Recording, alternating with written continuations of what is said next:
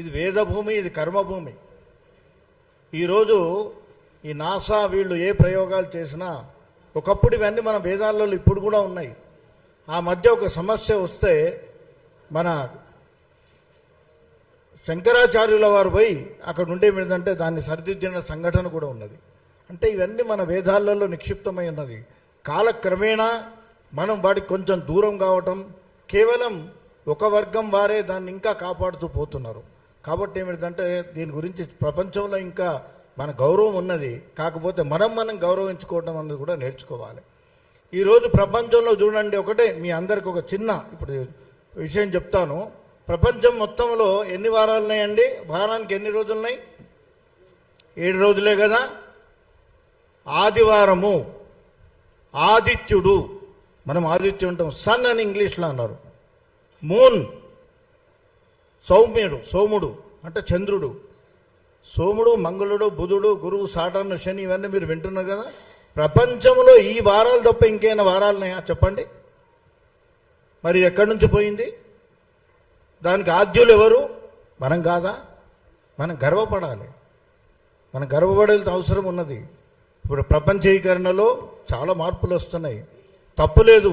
మనం కూడా ప్రపంచానికి పోటీకి ఎదగవలసిన అవసరం ఉన్నది. అంత మాత్రాన మన వారిని మనం అవమానించుకోవడం, కించపరచడం మంచిది కాదు. ప్రపంచవ్యాప్తంగా ఈరోజు బ్రాహ్మణానికి గౌరవం ఉంది. ఇతర రాష్ట్రాలలో కూడా దేవాలయాలు ఏర్పాటు చేసిండ్రు. అక్కడ అర్చకులు కూడా బ్రాహ్మలే ఉన్నారు. అక్కడ లేరా ప్రపంచంలో వేరే కులాల వారు? బ్రాహ్మడు అంటే కేవలం అర్చకుడు అని అంటే జీతం కొరకో దీని కొరకో కాదు. వాళ్ళు ఎంత కష్టపడితే 9వ సంవత్సరంలోనే అడుగు చేసుకొని ఆయన ఏమిటంటే వేదాధ్యయనం చేస్తాడు. వేదాధ్యయనం చేసి 12 సంవత్సరాలు కనీసం వాళ్ళు వేదాధ్యయనం చేసి తల్లిదండ్రులకు అన్ని సుఖాలకు దూరంగా ఉండి హస్త కష్టాలు బట్టి వేద విద్య నేర్చుకుంటారు. ఇవాళ మీకు పుస్తకాలలో, దీంట్లో వాట్సాప్లో ఇవన్నిట్లలో వస్తున్నాయి. అప్పుడు ఇవన్నీ లేవు. కేవలం ఆ జ్ఞానవంత వారి యొక్క మేధాశక్తి మనస్సులో రికార్డ్ అయి ఉండేది. దాన్నే వాళ్ళు ఏమిటంటే తరతరాలుగా చెప్పుకుంటూ వస్తున్నారు. అందుకే ఇప్పుడు మీకు కొన్ని గ్రంథాలు కనబడుతున్నాయి. పూర్వకాలంలో ఇవన్నీ లేవు. స్తోత్రాలు కానీ పారాయణాలు కానీ ఇక్కడ మీకు కనబడేది కావు. అది కొంతమందికే నిక్షిప్తమైంది. దేవతా అర్చన కూడా ఎవ్వరు కూడా రోజు సంకల్పంలో ప్రతి ఊరిలో ఎట్లయితే కుల వృత్తులు ఉన్నాయో అదేవిధంగా ఏమిటిదనంటే కుల వృత్తులు అంటే ఎవరో విభజించలేదు.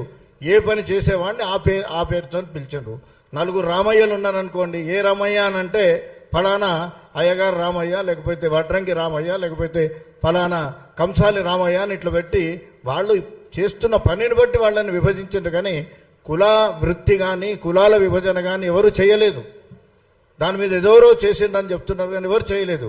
వృత్తి ఈరోజు కూడా అంటున్నాం మనం. ఈరోజు ఏమంటారండి, సెలూన్లో ఏ కులాల వాళ్ళు చేస్తున్నారో తెలియదు మనకు. వాళ్ళు ఏమంటున్నారు, సెలూన్ అంటే ఆయనను బార్బరే అంటున్నారు కదా, ఒక్కొక్క వడ్రంగి అంటున్నారు కదా. గుర్తింపు అది అంతే.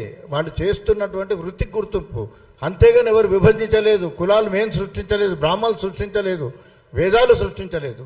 కాబట్టి దయచేసి గమనించాలి. ప్రతి చిన్న విషయానికి బ్రాహ్మణుల మీద అటాక్ చేయటం. బ్రాహ్మణులు అంత చౌకగా కనబడుతున్నారా ప్రపంచానికి? మాకు కూడా మనం జాగ్రత్తగా ఉండరు. ఎవ్వరిని ఒక మాట అనరు. గుడిలో ఎవరు వచ్చినా వారి గురించి అడగరు. సర్వే జన సుఖినో భవంతు, అందరికి ఇచ్చినట్టు తీర్థ ప్రసాదాలు ఇస్తారు. వారికి కూడా సాధారణంగా గౌరవిస్తారు తప్ప ఎవరిని కూడా నిందించరు, ఎవరిని కూడా అవమానపరచరు. కాబట్టి బ్రాహ్మణులను కూడా మనం గౌరవించండి. వారు మీలో ఒక భాగము, ఈ సమాజంలో ఒక భాగము. వారు అనునిత్యం మీ మంచి కొరకే ప్రతిరోజు దేవుడి దగ్గర కోరేది అదే.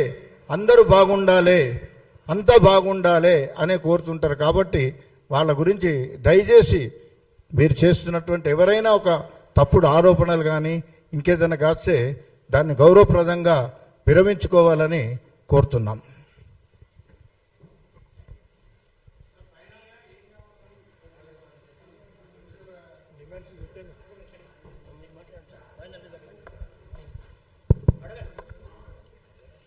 ఫైనల్గా కృష్ణమాదేవి గారు వారు చేసిన వ్యాఖ్యల్ని బేషరతుగా వెనక్కి తీసుకోవాలనేది ఒక డిమాండ్. అర్చకత్వాన్ని బ్రాహ్మణులకి ఇప్పుడు వారు పేటెంట్ అన్నారు కాబట్టి మేము పేటెంట్ కావాలని మేము అడుగుతున్నాం. ఇప్పటివరకు లేదు అది, ఇప్పుడు పేటెంట్ కావాలని చెప్పి మేము అడుగుతున్నాం. అదేవిధంగా ఎస్సీ ఎస్టీ అట్రాసిటీస్ యాక్ట్ ఉంది, అట్లనే బ్రాహ్మణులకు కూడా ఒక అట్రాసిటీస్ యాక్ట్ కావాలని మేము అడుగుతున్నాం.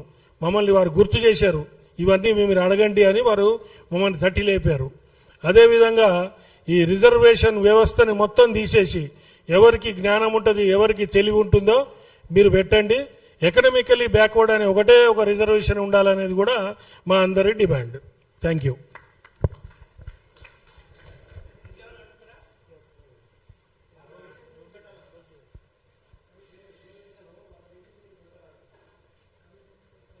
మళ్ళా రిజర్వేషన్ వ్యవస్థే తీసేయాలని అంటున్నాం. అంబేద్కర్ గారు 10 ఏళ్ళు ఇచ్చారు, ఇప్పుడు 70 ఏళ్ళు అయింది. వ్యవస్థ తీసేసి ఎవరు కాంపిటీషన్లో ముందరుంటే వాళ్ళకి ఇవ్వండి, ఎకనామికలీ బ్యాక్వర్డ్కి కొంచెం రిజర్వేషన్ పెట్టండి అని అంటున్నాం.